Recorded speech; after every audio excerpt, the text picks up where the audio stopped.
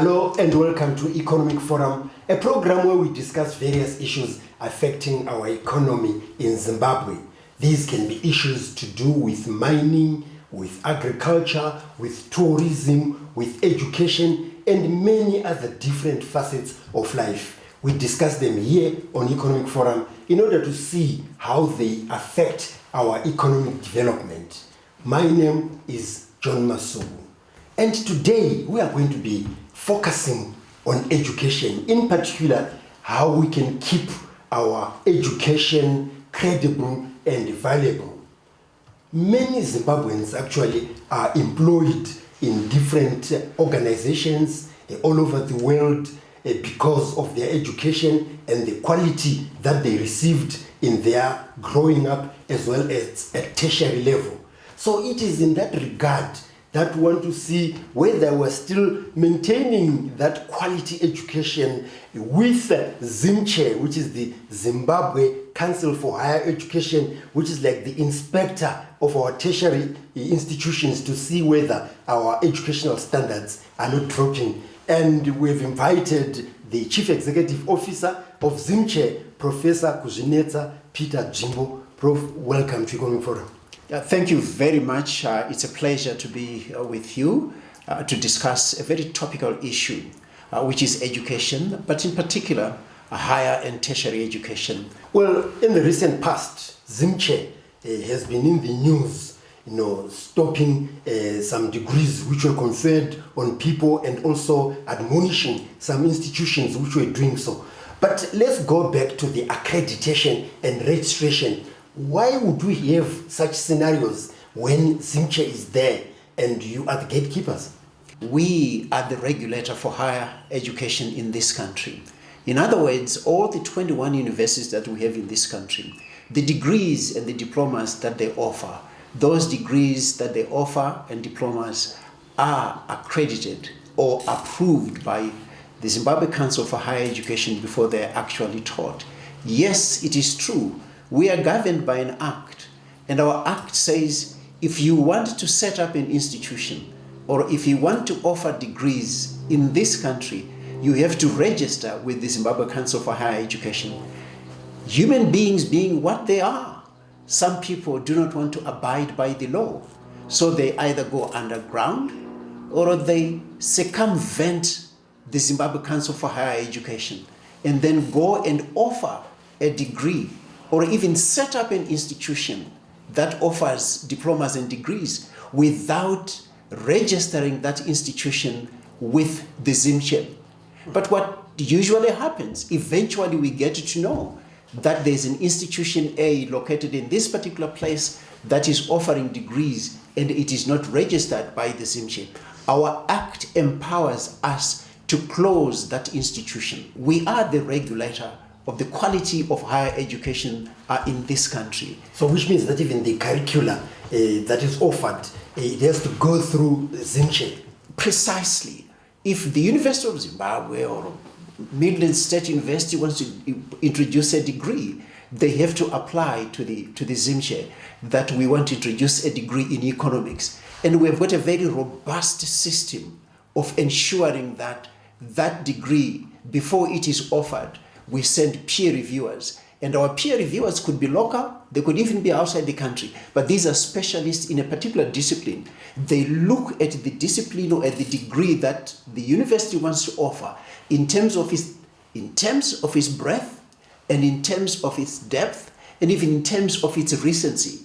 We even go so far as to look at the qualifications of the academics that will be teaching in those degree programs in the institutions that apply for the accreditation of a degree, or even institutions that apply to be registered so that they operate in this country. And those institutions can either be local institutions or institutions that are coming from outside the country. So the system of quality assurance, its purpose is to ensure that when a degree is being offered in this country, we as the ZIMCHE are satisfied that it meets our local standards, it meets international standards. But for Zimbabwe in particular, we are interested in seeing that this degree that is being offered by University X and Y talks to a heritage-based education 5.0, which is the philosophical basis that should undergird all our degree programs in the sciences, in the social sciences, in medicine, in economics, etc., etc. But there is also the second aspect of your work, which is accreditation. You already have, people coming to offer degrees in this country. And I think that's where you had a lot of sweat, Professor, in the last few months, because there were a number of people who were conferred with degrees, which means that there must have been a problem with accreditation because you disowned them. You didn't know about their registration or accreditation. Talk to us about that. Human beings being what they are, there are some that want to disregard the rules and regulations of the Zimbabwe Council for Higher Education. And there are others that want to disregard the laws of this country in terms of establishing a higher education institution, and B, the offering of degrees, because we are the regulator.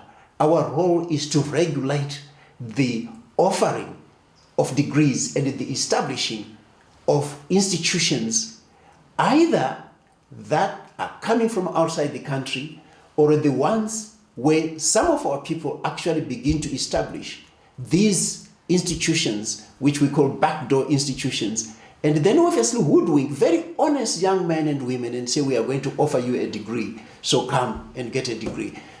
We look for them, and when we get them, we close them immediately. That's what we do. Yes. Your emphasis has been on universities, but there are other qualifications that are got through colleges, and there's also HEXCO, which is also giving a lot of professional qualifications. How do you link? Because there again, a lot of professionals have to go through HEXCO. Is it HEXCO which is accredited with Zimchi? No, HEXCO operates very independently, and they work with tertiary institutions, and here I'm talking teachers' colleges, polytechnics, or if somebody wants to offer to start a degree, a diploma program in some area of business, they have to go to HEXCO. We deal with university degrees. We deal with undergraduate degrees, postgraduate degrees, and another topic that I know you're very interested in.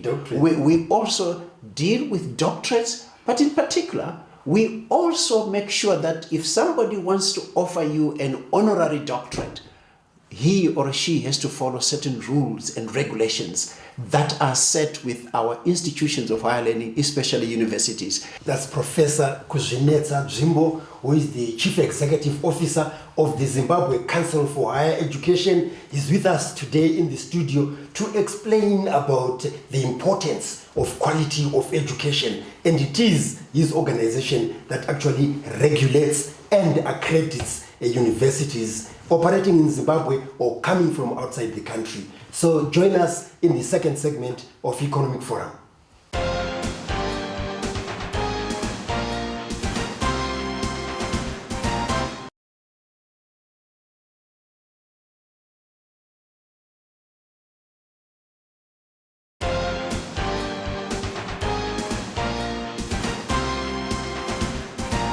We are now in the second segment of Economic Forum, where today we are talking about good quality education. And that can only come about when there are those who monitor, who audit, and who develop it. And we're lucky to be hosting the Chief Executive Officer of the Zimbabwe Council for Higher Education, that's Professor Kuzvinetsa Peter Dzvimbo. You have explained about the registration, the rigorous registration process that you go through, as well as the accreditation. But you also carry out institutional audits, because there's a tendency after being registered and given a nod that people can slacken. How do you ensure that institutions keep on track? For us, institutional audits are part and parcel of the work that we do. The main purpose we do institutional audits is to make sure that what is being taught in a university, in terms of its curriculum, in terms of the depth and breadth of that curriculum, in terms of the people that teach that curriculum, what are their qualifications? In some cases, we even got to see what did they do at university to qualify them to go to MSU or to UZ to go and teach? So the institutional audits are also guided by our standards. We do have standards for curriculum development. We have got standards for teaching and learning, and for teaching and learning in particular, because nowadays teaching and learning has transcended to online teaching and learning. So our institutional audits look at how academics and universities are utilizing the affordances of ICTs, information and communication technologies, in terms of teaching and learning, in terms of assessment of the work that is done by students, whether it is theoretical or in practice, in agriculture, in engineering, in medicine, in pharmacy, in mining, etc., etc. So there are standards that we use. But our standards, as I said earlier on, are premised on a philosophical basis that is supposed to drive this country to Vision 2030, so that we become an upper middle income economy, which I think is the gist of this program, because we're talking about the economy of the country. Our institutional audits look at the knowledge, the skills, the competencies that are exposed to our students at the undergraduate and even at the postgraduate level. But when we do that, to ensure that the quality is equal across the board, across all our 21 universities, we use a peer review mechanism. We get highly experienced academics from our institutions or from other institutions outside this country, who then look at that curriculum in terms of its recency. And nowadays, one of the things we are looking at our students being exposed to AI, its limits and its possibilities. So in terms of the curriculum, this is what we do as far as institutional audits are concerned. We also don't stop there.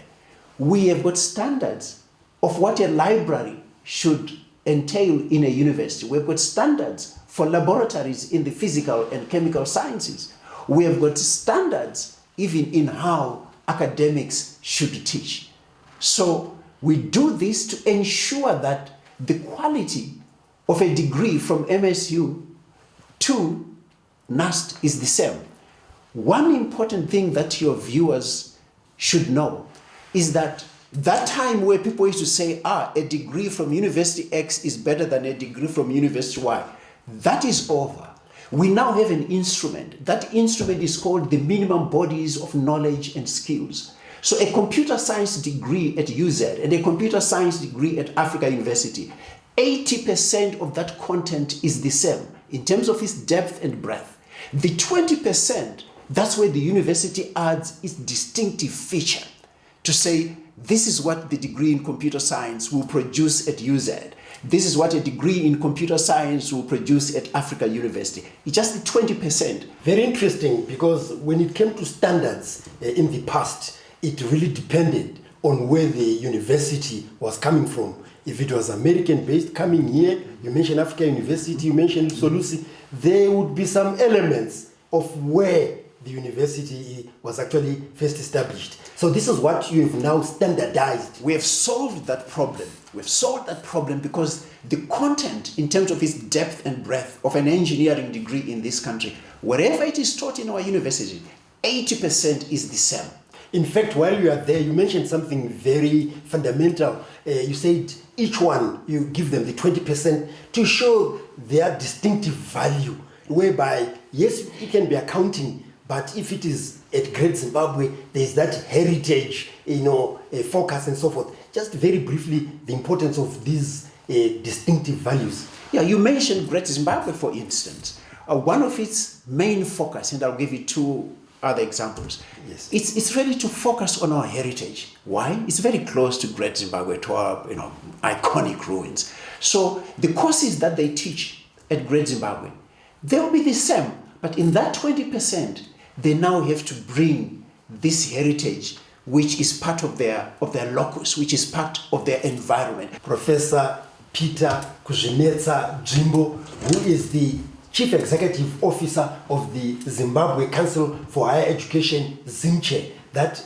regulates and accredits universities. He's our guest today. So join us in the third and final segment of Economic Forum.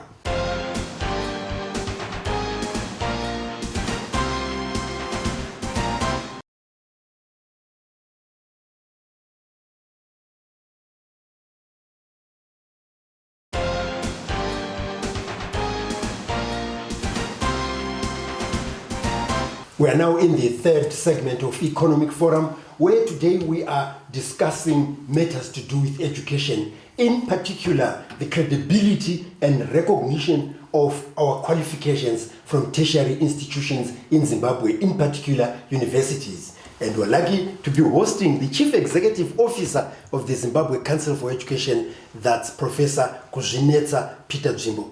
Professor Dzvimbo, you have been talking within the SADC about qualifications frameworks, so that if one leaves Zimbabwe and you want to continue with your education in Botswana or Lesotho, you don't have problems. What exactly did you come up with? Yeah, this was a very important two-day meeting at which members of the SADC, those of us that work with education, and mainly the councils of education and the councils of higher education in the SADC, but also the organizations in the SADC that work with the accreditation of qualifications. The South African Qualification Authority, the Zambian Qualification Authority, the Lesotho Qualification Authority, and even from the DRC as well. What we were discussing the main principles that should from now onwards guide us in terms of recognizing qualifications that are offered in all our countries in the SADC, so that we do not disadvantage students that are coming from Zambia that want to study in Zimbabwe, students that are coming from the DRC that wants to study in this country. Remember, we inherited the British system of, obviously we have moved way beyond that system now. We have got O levels and A levels. Other countries do not have O levels and A levels. In South Africa, it's grade 12. It's not A level. Matric. So matric. So what we're discussing is, if somebody comes with a matric to this country, what do we do? So we're discussing the frameworks that will help us to accept qualifications at a secondary level and even qualifications at a university level from all these institutions, from all these countries and the institutions in those countries. But this also talks to a very important topic that I really want the nation to understand. We are saying to parents, before you send your son or your daughter to a country, whether it is Zambia, it is Malawi, or any European or even an American institution, please check with the Zimbabwe Council for Higher Education that when my daughter comes, will her degree be recognized in this country? Before you spend a lot of money, I can even go further and say you ask us that this particular degree in this particular profession, when my son or a daughter comes, will she be able to be employed in this country or even to start her own business? We are also saying there are quite a number of individuals in this country that do recruit students for foreign institutions. We are saying, check with the ZimCheck. Is that person registered with the ZimCheck? Number one. Even those who advertise in the press to say, let's meet at a hotel, we have a presentation about our university, they have to go through. They have to be registered by the ZimCheck. Why? Because we want to make sure that the information that they pass on to our young people who want to go and study outside, that information is correct and that information is truthful. Do you have a say regarding those who are actually supported by government to go to Algeria, to India and other places? Yes, on a daily basis, I think I sign qualification certificates, probably 5-6 students that have qualified in Algeria in particular, because most of our young men and women are going there to study engineering, chemical engineering, electrical engineering. That's what they're going to study. But we work very closely with our professional bodies, either the Law Society, the Pharmaceutical Council, the Medical Council. We work very closely with them in terms of assessing the merit and demerit of a degree program that is acquired outside this country. And lastly, Professor, the issue of innovation hubs. What's your role there in improving them, in developing them? My first point is that this is a revolution that has taken place in our higher education system in this country. And obviously, I credit the Minister of Higher Education and obviously our government that every university should have an innovation hub. This is a place where the theory that they learn in the lecture, that theory is taken to the innovation hub. And in the innovation hub, they then come up with a product. They then come up with ways to mass produce that product so that they can commercialize the product. But these are very special innovation hubs because they are focusing on what is needed in this country. The people that have gone to the University of Zimbabwe. University of Zimbabwe has got a faculty of agriculture. But what are they now doing? They're doing research and innovation on our indigenous crops so that instead of eating maize, which is not indigenous to Zimbabwe or to Africa, you go to Munga, you go to Zio. You go to Chinhoyi University of Technology, for instance. They've got a fantastic project on artificial insemination. So the students read about biotechnology in the university, but they've got an opportunity to go to the innovation hub where they actually work with cattle to have them inseminated so that the size of our cattle can get bigger. You go to Great Zimbabwe University, for instance. I was shocked to see that they're now making wine out of wute, where Jira wine is being produced. So the students learn the science in the classroom, but from the classroom they go to the innovation hub. So the essence of the innovation hub is research, is innovation, is commercialization, is industrialization, so that every single university in this country, private or public, has an innovation hub where ideation is turned into a product and it is commercialized and it brings income to the individuals, but also mainly income to the institution. And when our students leave such institutions, they will do wonders in commerce, in industry, in agriculture, or even in the public and civil service. Well, on that note, Professor, I would like to thank you very much for coming on to Economic Forum. That's Professor Kuzvinetsa Peter Dzvimbo was our guest today and talking to us about the standards in universities and how you register as well as accredit universities. And what is important to you parents at home is the advice that he gave with regards your decisions to send children outside the country in order to learn. There are certain things that you have to look into so that at the end of their degree programs, they are relevant in this country and elsewhere. If you would like to get in touch with us, you can do so on the numbers that are showing on your screen. If you'd like to engage with us with issues that are to do with education that Professor Dzvimbo has been talking to us about, you can do so on the social media platforms that again are flashing on your screen. If you have missed some of the episodes of Economic Forum, you can actually watch them on our YouTube channel, which is Economic Forum Zimbabwe. So on behalf of our guest, Professor Kuzvinetsa Peter Dzvimbo, and the technical crew, this is John Masugu wishing you happy viewing.